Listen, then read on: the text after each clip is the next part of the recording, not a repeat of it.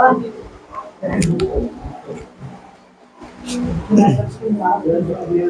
Friends, ये जो है परमाणु संरचना का लेक्चर नंबर कौन सा 9 है ना? लेक्चर नंबर 9 है ना? 10। ये जो है परमाणु संरचना का जो है लेक्चर नंबर 10 है। ठीक है, तो इसके पहले वाले जो वीडियो थी, जो लेक्चर्स थे, उसमें क्या चर्चाएं हुई हैं?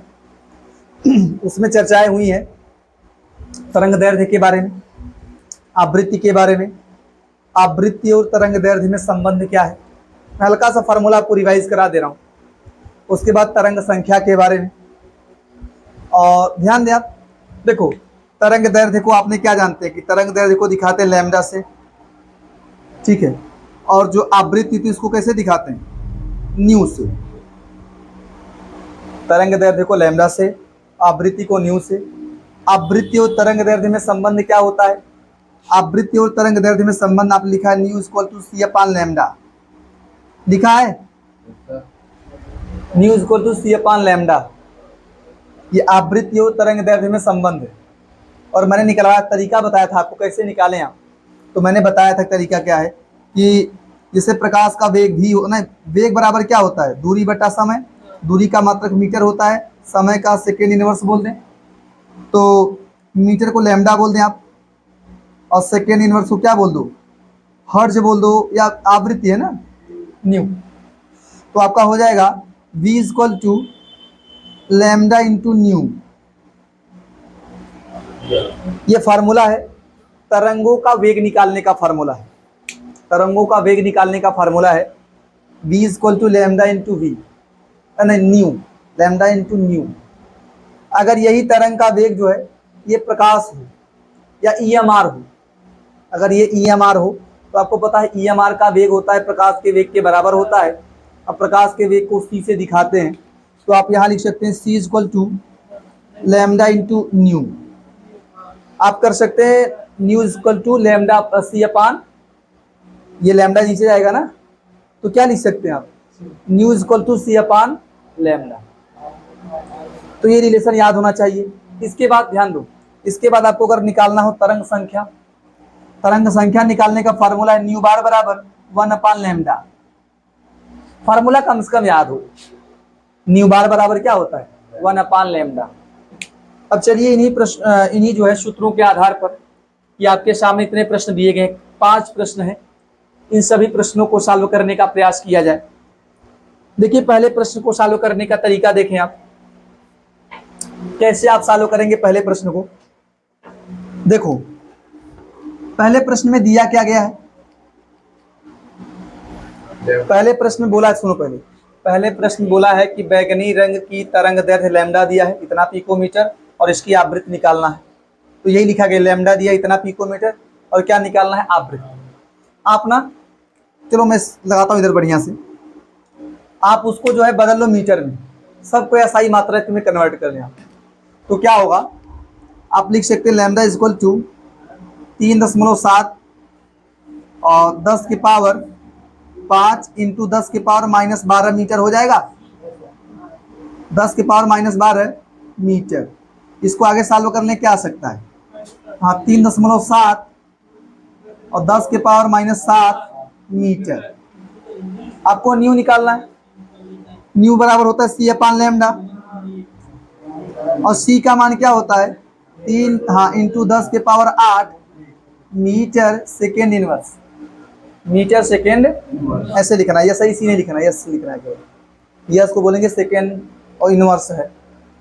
आप सी का मान रख दीजिए 3 इंटू क्या हुआ? हाँ वही मीटर पर सेकेंड या मीटर सेकेंड इनवर्स, बात एक है। क्या लिखेंगे आप? 3 इंटू 10 के पावर 8 मीटर सेकेंड इनवर्स अपान क्या लिखेंगे? 3.7 10 की पावर -7 मीटर। मीटर से मीटर कैंसिल हो जाएगा, आप ऊपर लेके जाओ इसको, क्या हो जाएगा? 8 7 15, ये ऊपर जाएगा 7 हो जाएगा प्लस ना, 8 7 15। यहाँ नीचे तो आएगा, देखो आ जाएगा नीचे, आ रहा है यहाँ, इसके नीचे नहीं आ रहा। ठीक, तो यही मैं सॉल्व करता हूँ। देखिए आप लिख सकते हैं न्यू इक्वल टू हो जाएगा 3 ये इसको सॉल्व करें आप। 3 में 3.7 से भाग दीजिए, 0.81, 10 के पावर 15। हाँ क्या है 0.81, ठीक है। अब देखिए आपका बचेगा सेकेंड इनवर्स। सेकेंड इनवर्स आप इसको ये लिख सकते हैं 8.1, नहीं वो आगे लिख रहा हूँ, आगे आप लिख सकते हैं आगे करके 8.1 और 10 के पावर क्या लिखेंगे 14। सेकेंड इनवर्स लिखो चाहे हर्ट्ज लिखो, सेकेंड इनवर्स या हर्ट्ज, समझ पा रहे हैं आप। अच्छा देखिए इसी बेस पे अगले प्रश्न को सॉल्व किया जाए। ये तो समझे आप लोग कैसे लगा है। देखो ध्यान से इसको दूसरे प्रश्न को सॉल्व किया जाए। ये फर्स्ट प्रश्न का सॉल्यूशन है, सेकेंड प्रश्न का सॉल्यूशन क्या होगा। ध्यान दिया, यहां देखिए क्या दिया है, नीले रंग के प्रकाश का तरंग दैर्घ्य 400 नैनोमीटर है। इसके आवृत्ति एवं तरंग संख्या की गणना करनी है। आवृत्ति की भी गणना करनी है और किसकी, तरंग संख्या की। तो मैं जो है यहां तो नहीं आ पाएगा ना, नहीं आ पाएगा, इसको मैं यहां इसको मिटा दे रहा हूं। हाँ ये वाला मिटा दे रहा हूं। इसमें क्या दिया है आपको, ये लिखा गया, ये निकालना है ना, वैल्यू लिखी गई है, लैम्डा का मान दिया है, आपको आवृत्ति निकालना है, आपको तरंग संख्या निकालना है। समझ पा रहे हैं आप। वहां ना सॉल्व करके मैं यही सॉल्व करता हूं क्योंकि जगह कम है। तो क्या लिखेंगे आप बोल लीजिए क्या दिया है। लैम्डा का मान दिया है 400 नैनोमीटर ना, आप इसको लिख सकते हैं 400 इंटू 10 के पावर -9 मीटर। हाँ वही, आप सीधा सॉल्व कर लो ना, 4 इंटू 10 के पावर -7 मीटर आ सकता है। 4 इंटू 10 के पावर -7 मीटर। अभी आपको निकालना है न्यू, निकालना है और निकालना है न्यू बार। देखो अगर आप न्यू निकालना चाहते हैं, फार्मूला होता है nu equal to c upon lambda. C का वैल्यू मालूम है क्या होता है, 3 इंटू 10 के पावर 8 मीटर सेकेंड इनवर्स, और लैम्डा का मान दिया है 4 इंटू 10 के पावर -7 मीटर। यही होगा, ऊपर जाके 15 हो जाएगा।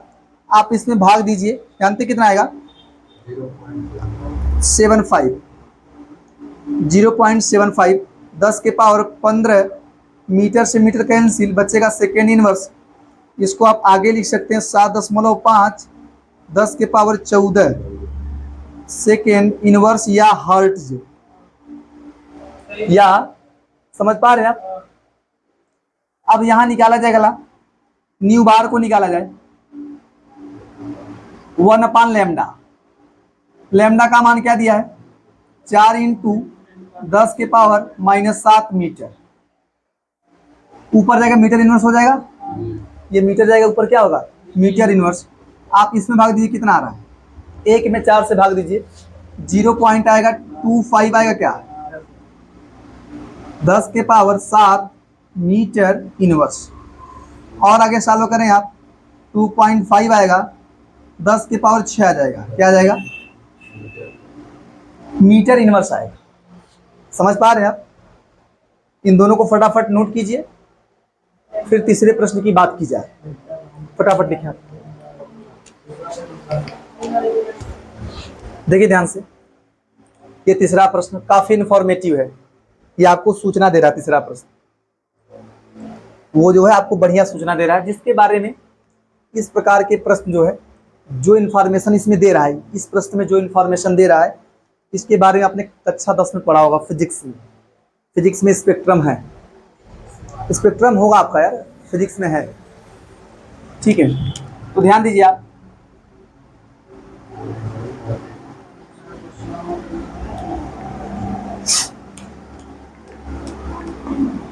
देखिए क्या दिया है, देखो बता रहा है ना दृश्य स्पेक्ट्रम।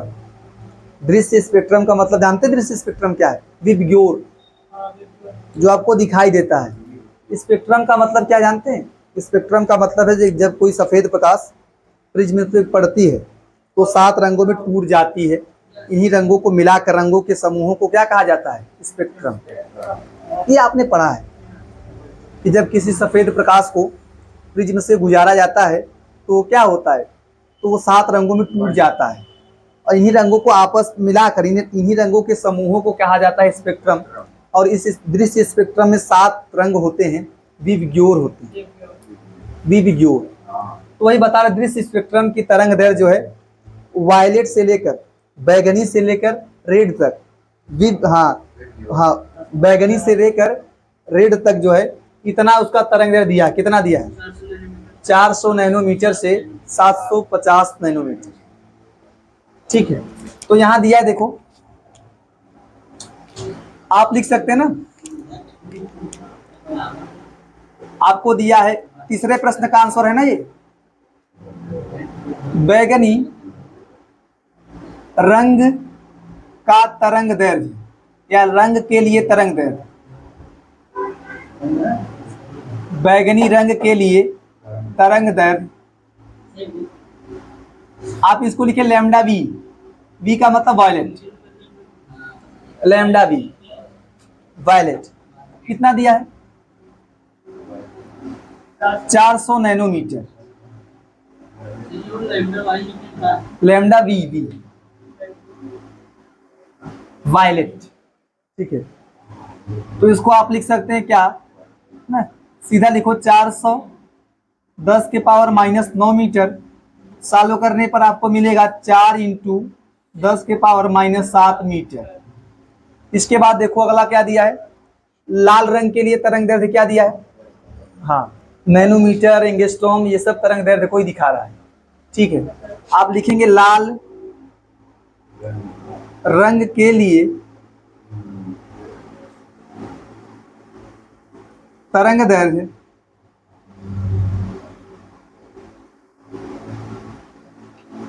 लिख लीजिए, लैम्डा आर लिख लें आप, या स्मॉल आर भी कर दो। क्या लिखेंगे आप? 750 नैनोमीटर। सॉल्व करने पर क्या आएगा? 750 इंटू 10 के पावर माइनस 9 मीटर। सॉल्व और बेहतर किया जाए तो आपको मिलेगा 7.5 10 के पावर माइनस 7 मीटर। कैसे रहेगा? 7.5 10 के पावर माइनस 7 मीटर। आपको जानते क्या बोला है? आपको पूछा है कि इनकी आवृत्ति निकालना है। इनके अनुरूप आवृत्ति का मतलब उसकी आवृत्ति बताएं आप, इसकी आवृत्ति बताओ। दोनों की आवृत्ति बतानी और तुलना करनी, किसकी आवृत्ति ज्यादा है, किसकी आवृत्ति कम। सुन ले आप एक बार, देख लो ध्यान से। आपको मैंने भी एक दिन बताया था, कल ही बताया था क्या? हाँ, कल ही बताया था मैंने। EMR के बारे में कल पढ़ाया गया था आपको ना, विद्युत चुंबकीय विकिरण के बारे में। तो वहां आपको एक पॉइंट लिखाया गया था कि जो ऊर्जा और आवृत्ति, विद्युत चुंबकीय विकिरणों की ऊर्जा आवृत्ति पर समानुपाती होता है। ऊर्जा और आवृत्ति क्या होते हैं? समानुपाती होते हैं, जबकि ऊर्जा और तरंग दैर्घ्य दोनों क्या होते हैं? व्युत्क्रमानुपाती। आपको मैंने समझाया भी था, सुन ले एक बार फिर से आप कि देखो, ऊर्जा और आवृत्ति समानुपाती का मतलब है ऊर्जा बढ़ेगा तो आवृत्ति बढ़ेगा, ऊर्जा कम होगा तो आवृत्ति भी क्या होगा? कम। या उल्टा भी कह लो, आवृत्ति कम है मतलब एनर्जी भी कम रहेगी, आवृत्ति ज्यादा है तो एनर्जी भी क्या रहेगी? ज्यादा। ऊर्जा और देखो, ऊर्जा और तरंग दैर्घ्य का उल्टा रिलेशन है। ऊर्जा ज्यादा होगा, तरंग दैर्घ्य कम होगा, ऊर्जा कम होगा, तरंग दैर्घ्य क्या रहेगा? ज्यादा। तो जैसे ही ऊर्जा और आवृत्ति का है, ऊर्जा और तरंग दैर्घ्य का जो रिलेशन है, उल्टा वाला रिलेशन है। एक बढ़ेगा तो एक कम होगा, एक कम होगा तो अगला बढ़ेगा। ठीक वही रिलेशन आवृत्ति और तरंग दैर्घ्य का भी है, क्योंकि ऊर्जा और आवृत्ति को सेम मान लिया, इनका सेम रिलेशन है। इनमें से अगर देखो, अगर ऊर्जा बढ़ रही है तो आवृत्ति भी बढ़ रही है, ऊर्जा कम हो रही है तो आवृत्ति भी क्या हो रही है? कम। अगर आप ऊर्जा को ना देखें, आपसे पूछा जाए कि अगर आवृत्ति बढ़ेगा तो तरंग दैर्घ्य पे क्या प्रभाव पड़ेगा, तो जिस प्रकार ऊर्जा बढ़ने पर तरंग दैर्घ्य कम होता है, उसी प्रकार आवृत्ति बढ़ने पर भी तरंग दैर्घ्य क्या रहेगा? कम। इसको आप स्पष्ट कर सकते हैं, यहां से मैं क्लियर करके बता रहा हूं। अभी यहां से प्रूफ कर दूंगा मैं कि जिसका तरंग दैर्घ्य ज्यादा है उसकी आवृत्ति कम आएगी, और जिसका तरंग दैर्घ्य कम है उसकी आवृत्ति क्या रहेगी। अभी यहां देख लीजिए, आप देख क्या पा रहे हैं, इसका तरंग दैर्ध्य कम है कि नहीं? बैगनी रंग का तरंग दैर्ध्य कम है और रेड का ज्यादा है। अब इन दोनों का अगर मैं आवृत्ति निकालू ना, देखो क्या फर्क आता है, आप खुद से देख लीजिए। हाँ, इसका देखो, इसका कम आएगा आवृत्ति और इसका क्या आएगा, देख लीजिए, आप निकाल लीजिए। क्या हुआ, समझ नहीं आ रहा क्या? आप लिखेंगे बैगनी रंग के लिए आवृत्ति, बैगनी रंग के लिए आवृत्ति आप लिख लें न्यू वी। न्यू वी का मतलब बैगनी रंग के लिए आवृत्ति। क्या लिखेंगे, न्यू वन मान सकते हो, क्या दिक्कत है, आप न्यू वन मान लीजिए। तो लिखेंगे क्या, nu v is equal to, क्या लिखेंगे, फार्मूला होता है सी अपान लैम्डा वी। मतलब बैगनी रंग की आवृत्ति निकालनी है तो बैगनी रंग का तरंग लिखिए, और प्रकाश की चाल तो सब में सेम है, प्रकाश की चाल भाई फिक्स है। तो आप लिखेंगे क्या, प्रकाश की चाल 3 × 10⁸ मीटर सेकेंड इनवर्स, और लैम्डा वी का मान दिया है 4 × 10⁻⁷ मीटर। मीटर से मीटर कैंसिल हो जाएगा, न्यू वी का वैल्यू जो पाएंगे आप, ये 0.75 आएगा ना, 0.75। अभी आपने हाल में सॉल्व भी किया इसको, और 10 के पावर ये -7 है ना,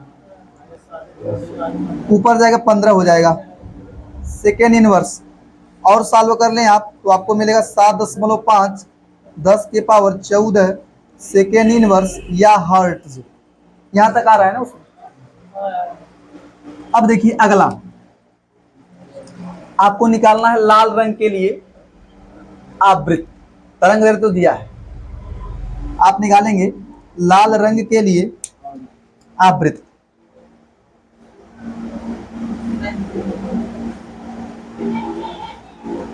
के लिए आवृत्ति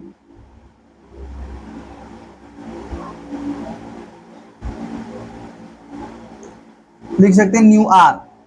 क्या लिखेंगे, न्यू आर। तो न्यू इक्वल टू लिखेंगे c upon lambda, c upon lambda r लिख सकते हैं कि भाई अगर लाल रंग की आवृत्ति निकालनी है तो लाल रंग का तरंग दैर्ध्य लिखना है, लाल रंग का क्या लिखना है, तरंग दैर्ध्य। तो आप इसको सॉल्व करें, सी का वैल्यू आया है 3 × 10⁸ मीटर सेकेंड इनवर्स, और लैम्डा ये दिया है कितना 7.5 10⁻⁻⁷ मीटर।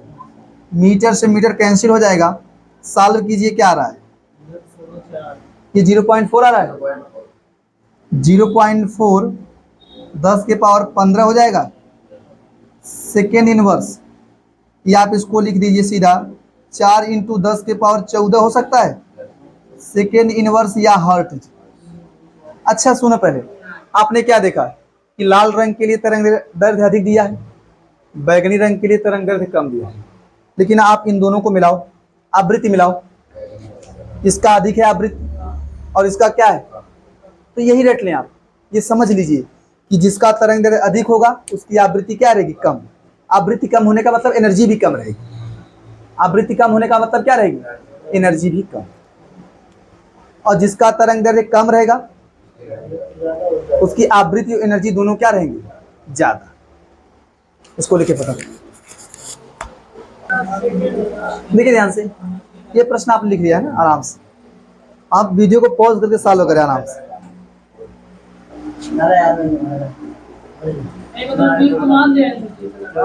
अच्छा देखिए अगला प्रश्न, चौथा प्रश्न देखें आप। चौथा प्रश्न में क्या दिया, देखो आपको दिया लैम्डा का मान, आपको निकालना है आवृत्ति और निकालना है न्यू बार। आवृत्ति निकालना है न्यू और न्यू बार निकालना है। तो लिख लें आप चौथा प्रश्न, लैम्डा दिया है 6000 एंगस्ट्रॉम। जानते हैं इसका फुल फॉर्म क्या होता है, इसका फुल फॉर्म होता है एंगस्ट्रॉम, ऐसे जानते रहो। कई बच्चे फुल फॉर्म लिख नहीं पाते, एंगस्ट्रॉम इसका फुल फॉर्म, एंगस्ट्रॉम, ठीक है। तो देखो इसका क्या होता है, ये लिख सकते हैं आप 6 × 10⁻3 × 10⁻−10 मीटर, और लिखेंगे तो क्या मिलेगा सॉल्व करने के बाद आपको मिलेगा 6 इंटू 10 की पावर -7 मीटर। आपको निकालना है न्यू और निकालना है न्यू बार। न्यू का फार्मूला क्या होगा? सी अपान लैम्डा। अच्छा देखो ध्यान से, सी का वैल्यू होता है 3 इंटू 10 के पावर 8 मीटर सेकेंड इनवर्स, और लैम्डा का मान 6 इंटू 10 के पावर -7 मीटर। मीटर से मीटर कैंसिल हो जाएगा, ये क्या मिलेगा आपको? 0.5, और लिखिए 10 के पावर 8 और 10 के पावर 7 सेकेंड इनवर्स। सॉल्व करेंगे तो क्या मिलेगा? 0.5 10 के पावर सेकेंड इनवर्स, या आप इसको लिख सकते हैं 5 इंटू 10 के पावर 14 सेकेंड इनवर्स या हर्ट। सेकेंड इनवर्स या हर्ट। समझ पाए आप? कितना वैल्यू आया आपका ना? अब देखिए इसको सॉल्व किया है तो न्यू बार क्या हुआ? 1 अपान लैम्डा। लैम्डा का वैल्यू क्या दिया है? 10 के पावर -7 मीटर। अच्छा ये कितना है देखो, ये आपका आएगा 0.166 आएगा, 0.166 आता रहेगा ना, या 167 लिख सकते हैं आप।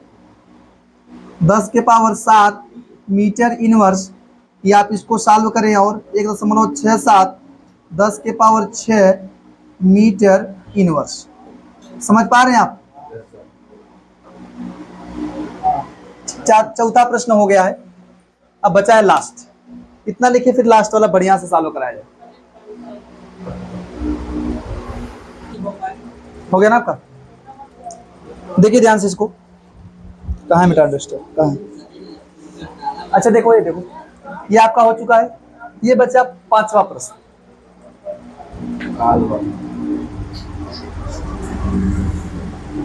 ये आपका दिया है पांचवा प्रश्न। देखो क्या दिया है,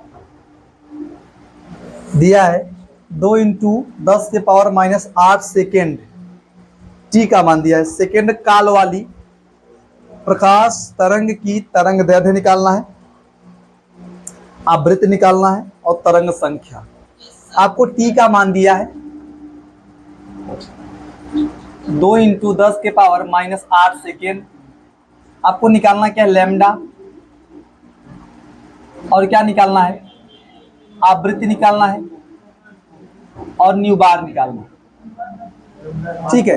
अच्छा देखो ध्यान से, अगर टी दिया है तो आप आवृत्ति निकाल सकते हैं। फार्मूला होता है nu equal to 1 upon T. ठीक है, आवृत्ति निकालने का फार्मूला क्या होगा? ये बात ना हो, बात ना हो।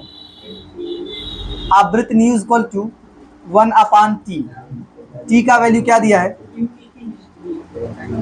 2 इंटू 10 के पावर -8 सेकेंड 1/।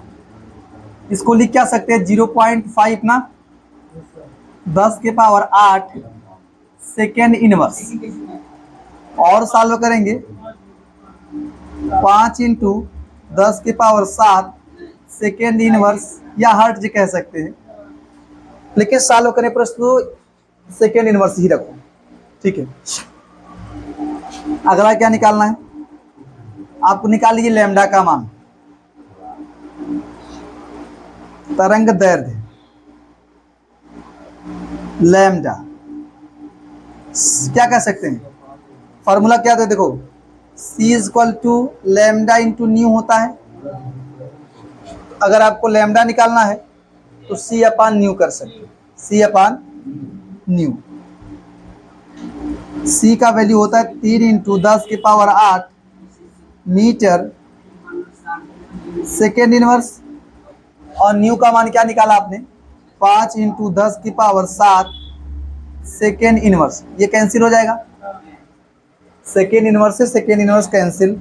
ये 7 है ना, ये ठीक है, ये ना वैल्यूज, ध्यान से देख लें आप। ठीक है, ये आपको क्या मिलेगा?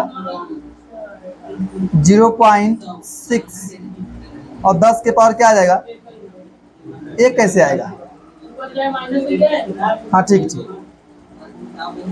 10 की पावर -7 बातें ना हो, आप इसको लिख क्या सकते हैं 0.6, हाँ, और 10 के पावर क्या एक हो जाएगा मीटर, इसको लिख सकते हैं आप क्या 6 मीटर, 6 मीटर, स्मॉल एम लिख रहे हैं, कैपिटल एम नहीं, ठीक है 6 मीटर हो जाएगा क्योंकि 0.6 है ना, ठीक है।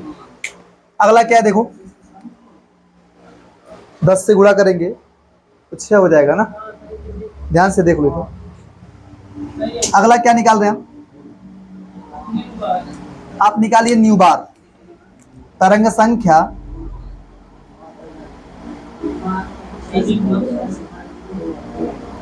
न्यू बार इक्वल टू क्या लिख सकते हैं 1/लैम्डा, लैम्डा का मान क्या दिया है 1/6 मीटर, क्या लिख सकते हैं आप 0.167 मीटर इनवर्स, 167 मीटर, समझ पाए आप, कितना लिखें ए, ध्यान दीजिए तो ए, इतना लिख लिया सब लोग ना, कितना आपका हो गया है। एक प्रश्न बोलिए, क्या प्रश्न था? हाँ 34 मिलीग्राम NH3 में प्रोटॉनों की कुल संख्या और कुल द्रव्यमानों की गणना कीजिए। अच्छा ध्यान दीजिए आप, देखो ध्यान से, यही लास्ट प्रश्न है, इसके बाद आपका जो है आज के लिए इतना ही पढ़ेंगे, ठीक है। ये ध्यान दीजिए आप लोग, क्या बोला है क्या बोला है प्रश्न देखें, STP पर 34 मिलीग्राम, इसको लिखते हैं mg, स्मॉल एम स्मॉल जी, प्रोटॉनों की कुल संख्या, हाँ NH3 में प्रोटॉनों की कुल संख्या, ग्राम NH3 में प्रोटॉनों की कुल संख्या, कुल द्रव्यमानों की गणना करें, प्रोटॉनों की कुल संख्या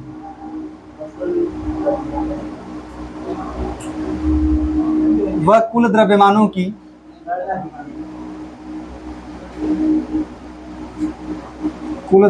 की गणना कीजिए। ये सुने ध्यान से आप लोग, जैसे अच्छा आपसे कोई पूछे, ध्यान दो, आपसे कोई पूछे 10 प्रोटॉन है, उनका द्रव्यमान निकालना है, तो आप क्या कर सकते हैं 10 प्रोटॉन का द्रव्यमान निकालना है, तो आप क्या करें, एक प्रोटॉन का द्रव्यमान, एक प्रोटॉन का द्रव्यमान, एक प्रोटॉन का द्रव्यमान, ऐसे मत निकाले आप, सीधा लगा लो फार्मूला, प्रोटॉनों की संख्या इंटू एक प्रोटॉन का द्रव्यमान। अगर बहुत सारे प्रोटॉन दिए गए हैं जिनके सबके द्रव्यमान निकालने हैं, तो फार्मूला क्या करें आप, लिख ले क्या, प्रोटॉनों की संख्या, प्रोटॉनों की संख्या इंटू क्या लिखेंगे, एक प्रोटॉन का द्रव्यमान, mp कर दें। जैसे 10 प्रोटॉन है तो आप जो है 10 प्रोटॉन का द्रव्यमान मत निकालिए, 10 लिख लो और एक प्रोटॉन का द्रव्यमान लिख दो, गुणा कर दीजिए, वो आ जाएगा 10 प्रोटॉन का द्रव्यमान। अगर आपसे वही 10 इलेक्ट्रॉन पर आवेश निकालना है तो आप एक एक इलेक्ट्रॉन का आवेश ना लिखें, हाँ संख्या लिख लो इलेक्ट्रॉन की और एक इलेक्ट्रॉन पर आवेश। ध्यान दीजिए, बातें ना हो, देखिए यही प्रश्न है ना, देखो इसमें क्या दिया है, आपको दिया है NH3 का द्रव्यमान दिया है 34 मिलीग्राम, आपको निकालना है इसमें प्रोटॉनों की संख्या और इसमें निकालना है कुल द्रव्यमान। मैंने आपको बताया देखो, जिसे ना अगर द्रव्यमान निकालना है, प्रोटॉनों की संख्या मान लीजिए 10 दी है, 10 प्रोटॉनों का द्रव्यमान निकालना है, तो क्या करें आप 10 लिख दिए, प्रोटॉनों की संख्या लिख दो और इंटू एक परमाणु का, एक प्रोटॉन का द्रव्यमान, प्रोटॉनों की संख्या इंटू एक परमाणु, एक प्रोटॉन का द्रव्यमान लिख लेंगे आप, ये फार्मूला होता है। यहाँ देखिए अच्छा, आपको दिया क्या है, आपको दिया है द्रव्यमान, क्या दिया है,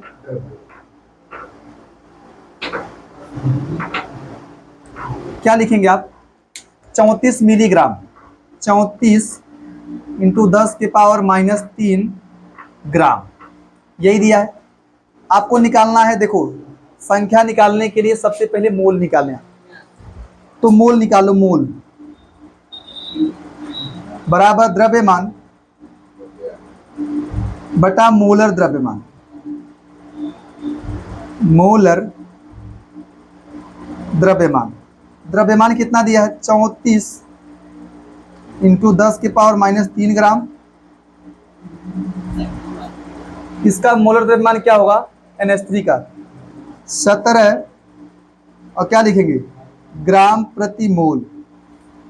ग्राम से ग्राम कैंसिल, ये आपको मिलेगा 2 इंटू 10⁻³ मोल।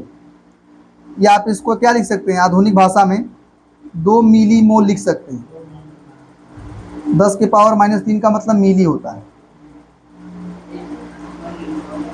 अब क्या निकालना है?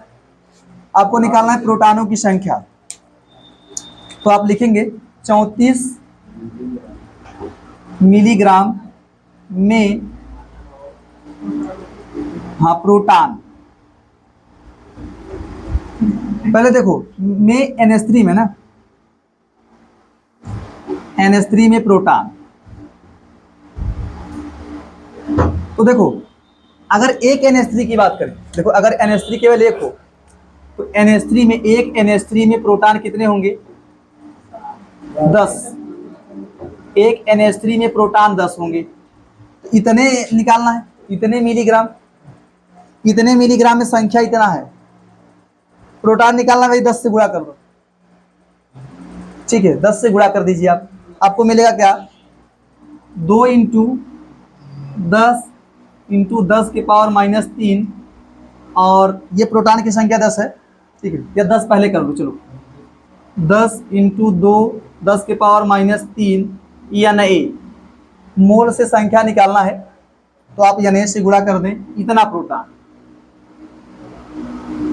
अगर आप Na का मान रखें, ये 20 हो जाएगा ना, 20 और 10⁻³ 6.022 10⁻23 प्रोटॉन।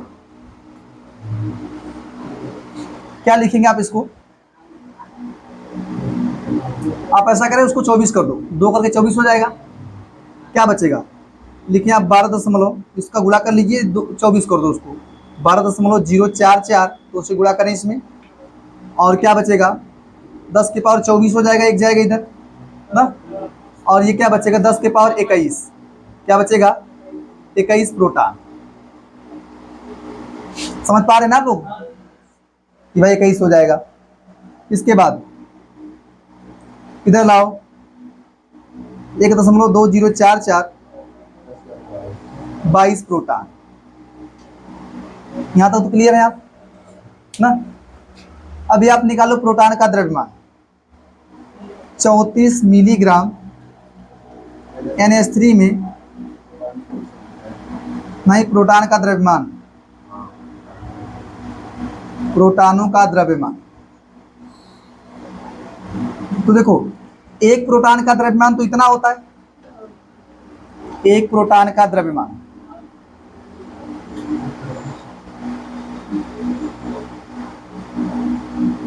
क्या लिखेंगे आप?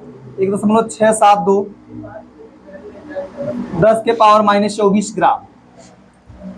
इतने मिलीग्राम में कितने प्रोटॉन होंगे? तो पहले आप ये, हाँ ये वैल्यू लिख लो। ये वैल्यू नहीं, जो ये वैल्यू मिला है इसमें, जो वैल्यूज मिला है, इतना प्रोटॉन मिला है, आप इसमें से एक प्रोटॉन, इसमें एक प्रोटॉन के द्रव्यमान से गुणा कर दीजिए, आपको मिल जाएगा प्रोटॉन का कुल द्रव्यमान। जो ये वैल्यू मिली है, इसी में आप क्या करें, एक प्रोटॉन के द्रव्यमान से गुणा कर दीजिए। क्या मिलेगा? 1.2044 10⁻22 और एक प्रोटॉन का द्रव्यमान 1.672 10⁻24 ग्राम। सालों करें, ये दोनों वैल्यूज कितनी आ रही? 2.01 ना, 01, और 10 के पावर क्या आएगा? ग्राम। ठीक है, तो आज आपने जो 6 सवाल लगाए ना, 6 क्वेश्चन सॉल्व किए हैं। कल आपको पढ़ाया जाएगा ना प्लांक के क्वांटम सिद्धांत के विषय में। बड़ा खतरनाक, प्लांक का क्वांटम सिद्धांत। ठीक है, तो आज इतना ही पढ़ेंगे।